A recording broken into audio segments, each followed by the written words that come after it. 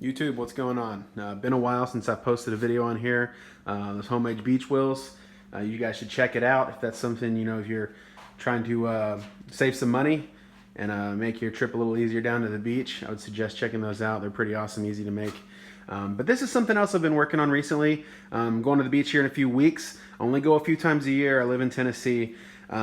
This is a compressed air bait launcher. And the reason I mention where I live is because I don't live next to the beach. I don't go there, as often as I would love to, but I do love surf fishing. That's something I've grown up doing at my grandparents' house, when I was a little kid, and it's just something that's always interested me. More recently, I've gotten into shark fishing, and I've always had a struggle throwing my bait out past the sandbars. My leaders are very long, the bait's heavy, and I don't have a kayak. And seeing something like this, I've seen a lot of videos on YouTube on people building these bait launchers, and really intrigued me. Right? They don't look very hard to make. They weren't very hard to make. Pretty simple. They're lightweight, and they kind of take all those problems away. So I decided to build one. Let me go ahead and say, if you do decide to build one of these, do this at your own risk. But for me, it's been awesome. It's been really enjoyable and a lot of fun. We had this past weekend shooting this thing. So what this is, real quick, I know there's a lot of videos on how to make them specifically and glue them all together. Just going to walk it through. This is a 2-inch piece of Schedule 40 PVC that feeds down into a 2-inch ball valve. I've modified the handle with some EMT steel conduit here with a little rubber stopper on it. Got some spacers in there, some carriage bolts fed through. Basically what it does is just gives me the leverage to open that valve up once this part is full of air. Have this little elbow here that feeds down into this is a 3-inch to 2-inch reducer with a 3-inch, about 2-foot piece of 3-inch PVC pipe with the end cap. And this is a Schrader valve, a bolt-in Schrader valve. And a little tip here is I could not find these anywhere at the Ace Hardware or Lowe's or Home Depot. I was thinking I was gonna have to order one, and I went into my AutoZone or O'Reilly's, your local auto parts store, and they had them on the shelf, no problem. So, little tip there. But overall, it's simple. It's simple to build, right? And it's kind of, for me, it seemed like a no-brainer. We're going in the next few weeks. It seems like this would be an answer to all my problems in terms of being able to get the bait out. But the reason I'm making this video, first of all, is there's a few things I could not find the answer to easily while I was doing my research before I built this thing. One thing is people on YouTube, they all put their legs into this thing, which is great, which is cool. Honestly, I don't feel like they're necessary. This thing's very lightweight, even when it's filled up with air, and your bait, your little slug that you're going to be shooting, I just hold on to it, right? And I pull that out, and I was shooting it with no problem. Makes it a little easier to carry. It's not as bulky without those legs on there. My initial thought was to even build them and have them to where I can just basically stick them, put something in here and I stick them in there to where when I get to the beach I can set them up. But I have my surf fishing card. I'll just set it in there. No worries. Another thing is just how I read the pressure and how a lot of people had some built-in gauges that were pressure gauges there. I didn't do that, and honestly, I'm just using a tire gauge, a high pressure one that goes up to 120 psi. I'm not going to be putting over 100 psi in this thing anyway.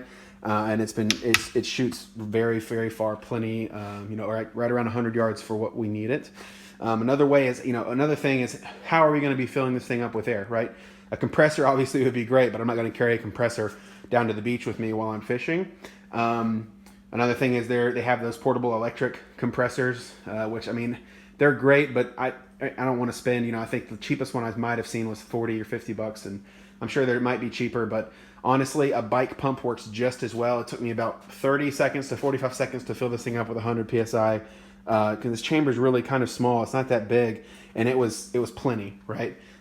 So that's pretty cool and easy and cheaper, right? Because you probably have one of those laying around your house. So another thing too is just how do we build these ice molds that we're going to be throwing down in here? And they're very simple. You just want to make sure you get the same size PVC that you have here and get some end caps.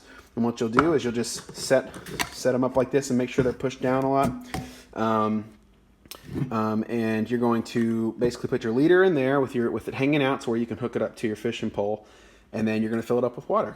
Or, if you want to make like a chummer or put some kind of oil or something in there to freeze it. And That way, as it melts, it kind of creates a little chum slick out there if you're fishing. So it's pretty simple, pretty easy, right? I made some smaller ones too, just for some, for some smaller ones if I decide to want to get my smaller poles out there pretty far. I'm going to try to get a video of us going out and shooting this thing here shortly. I actually dyed, I have some that have been freezing overnight, and they're blue, so hopefully the camera will pick that up. But these are pretty easy, and I don't see, like, if it's something that you would like to do, I think it's pretty cool. Obviously, I would check with the local laws to make sure they're legal. But I think this is pretty cool, pretty interesting, and why not give it a shot? So anyways, stay tuned, and we'll be checking this out here shortly. All right, so I'm over here. I'm gonna shoot this launcher here. I'm not sure if you guys can see over there across the creek. There's a little stick. From here, that stick I'd say is about 120 yards. So I'm gonna put this bait launcher. I got my slugs in there. I'm gonna go thaw them out, put them down in, and attach them up to my fishing pole here, and then try to get them on camera launching. So stay tuned. All right, so here I've got the bike pump here, and I've got it hooked up to the potato gun, the bait launcher, whatever you want to call it, and you start pumping it up. All right, so that took a little bit longer than the initial 30-45 seconds that I had said. I don't know if it was just because I had only one hand on it. I decided to actually just lay this thing down and give it two hands, and I'd say maybe about like a minute and a half. Still not bad. Ended up getting about 90. This is 90 psi. You can see that right there. So we're gonna give it a shot here. I know it can probably go up a little bit more, but I'm interested to see just how far this 90 will go. So here's one of our molds here. It's frozen. I'm gonna go inside and thaw it out and pull it out. You can see the leader's really long. That was another question I had originally, is does the leader have to be just sticking out? No, it works fine. Hooked up on the fishing pole, just make sure the bail is open when you launch it. So there it is. So got the ice mold out. Broke a little bit because I dropped it, but we're gonna shoot it anyway. See how it goes. All right, so we got it down in there now. Very important to make sure before you do this is to open your bail, right? Otherwise your line's gonna probably snap or send your fishing pole out into the ocean wherever you're fishing. So, all right, let's get it done. All right, here we go. We're gonna launch it.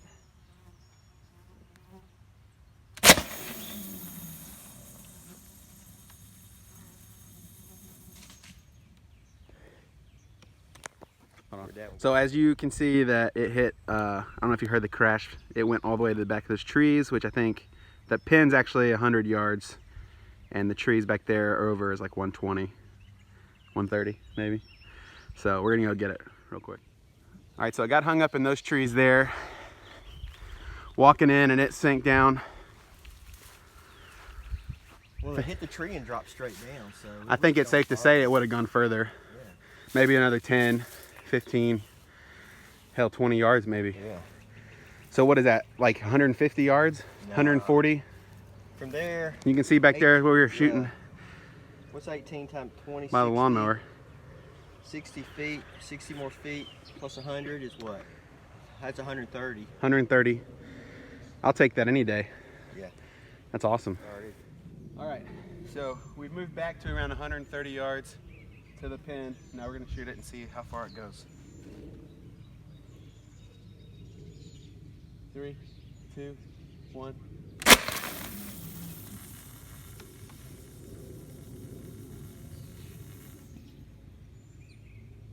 All right, so I went over the trees, but it landed on the other side, so we'll go count that off. All right, so coming up on it here. There it is.